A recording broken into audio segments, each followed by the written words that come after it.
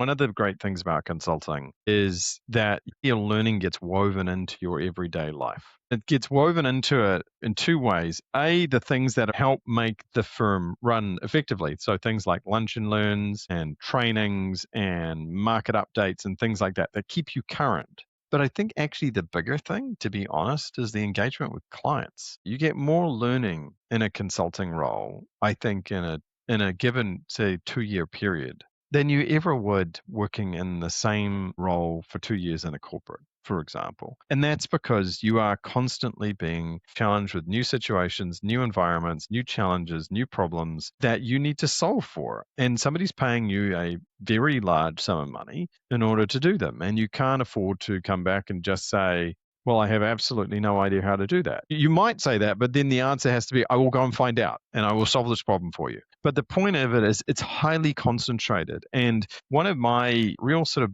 bugbears that I have, I think, with respect to the way that some corporates approach recruitment is that I don't think they place enough emphasis on kind of transferable skills that you build up in organizations such as consultancies, because that ability of I've seen in a 2-year period or whatever, you might do 5 or 6 engagements, for example, depending upon the structure of the firm and a whole bunch of other things. But you might see a whole bunch of different engagements and you get to see a lot of different problems. It's not just the same problem again and again, it's different problems, it's different challenges, and also from a diverse range of industries. And so you might think, actually, I can solve this problem by putting together something I saw 2 months ago and another thing I saw 6 months ago. And those might be in two quite distinct industries. And you put those unlike things together and you come up with an unexpected but useful outcome, whereas you simply just don't get that kind of exposure if you're working in a large corporate where you're doing fundamentally the same thing again and again and again.